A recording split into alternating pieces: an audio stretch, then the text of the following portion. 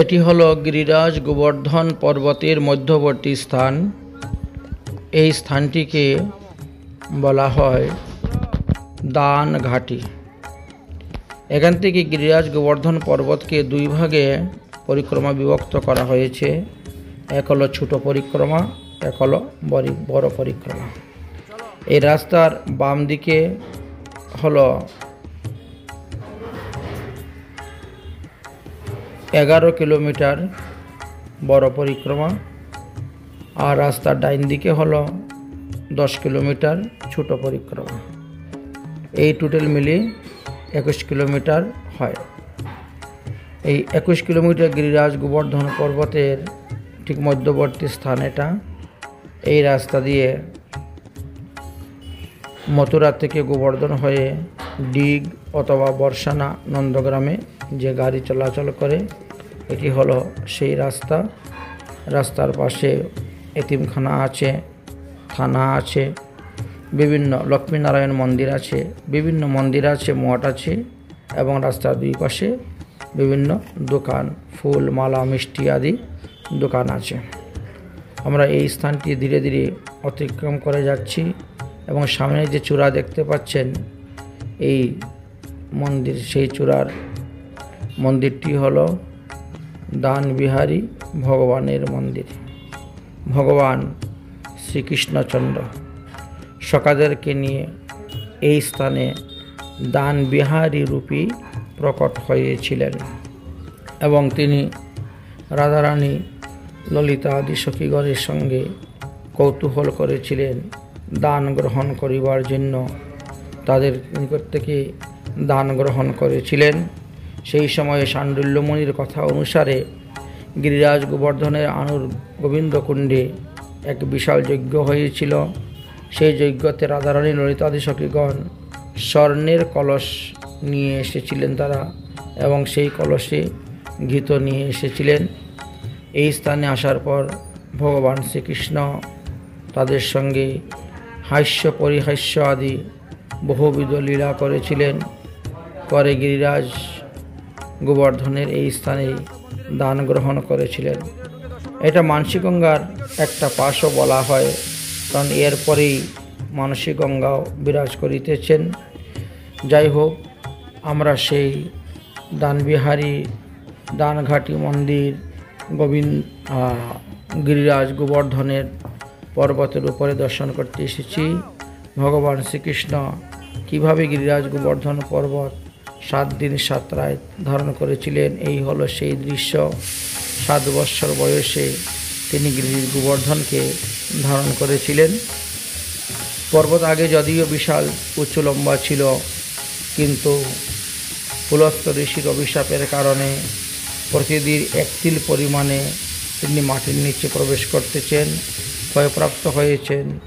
তাই আমরা এখন যে অবস্থায় গিরিরাজ গোবর্ধনকে দেখতে পাচ্ছি, হয়তো আজ থেকে আরও 50,000 বৎসর পূর্বে তার অনেক উচ্চ ছিল, এবং আরও 50,000 বৎসর পরে আরও নিচু হয়ে যাবেন, শেষে বিলুপ্তই হয়ে যাবেন কলির শেষের দিকে।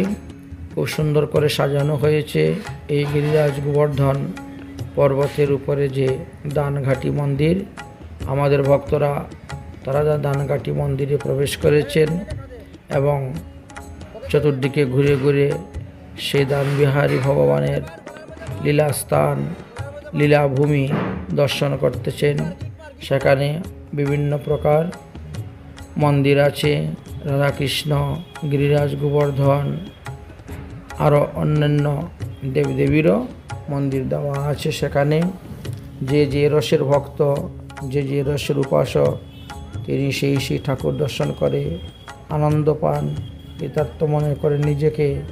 এই জন্য অধিকাংশ মন্দিরই দেখবেন আপনারা তার ভিতরে দুর্গা বা মহাদেব বা গণেশ, লক্ষ্মী ইত্যাদি দেওয়া থাকে।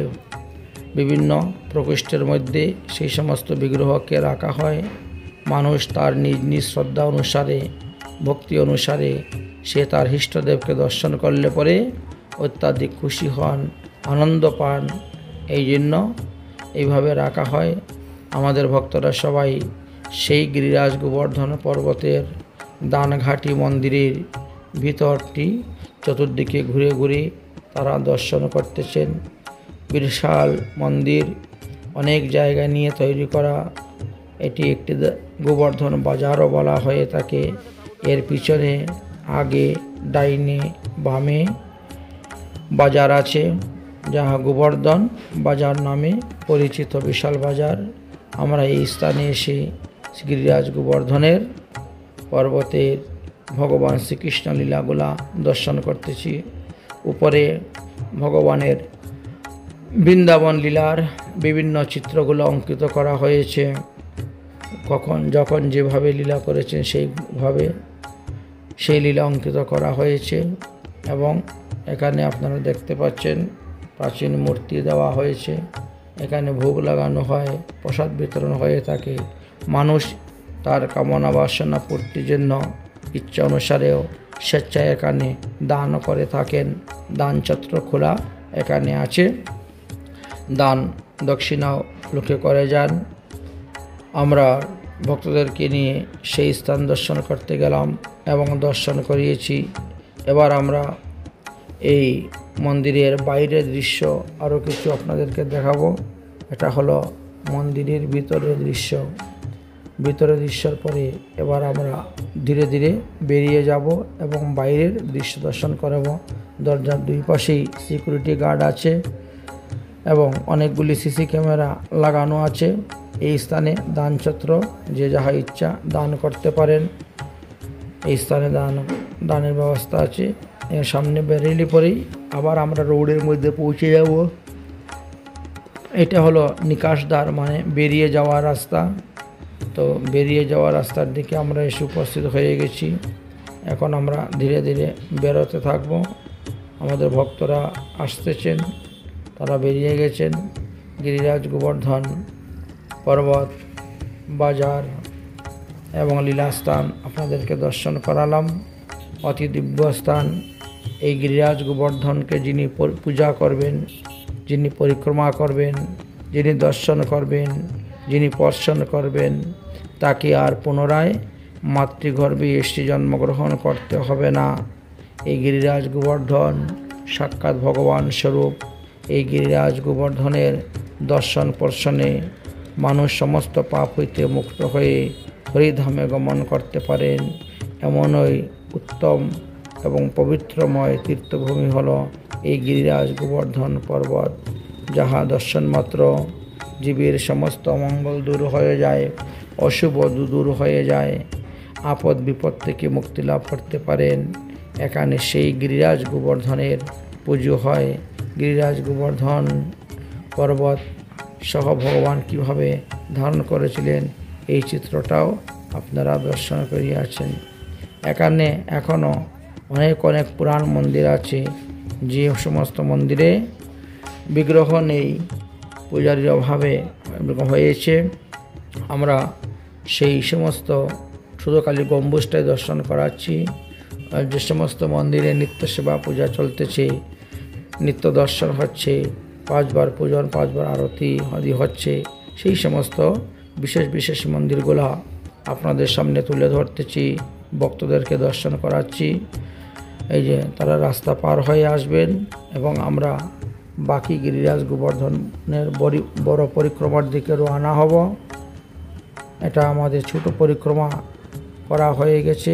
রাধাকুণ্ড থেকে পরিক্রমা বেরিয়ে আমরা প্রথমে কুসুম সরোবর, তারপর নারদকুণ্ড, তারপর মানসী গঙ্গা, তারপরে আমরা এই দানঘাটিতে এসে উপস্থিত হয়েছিলাম।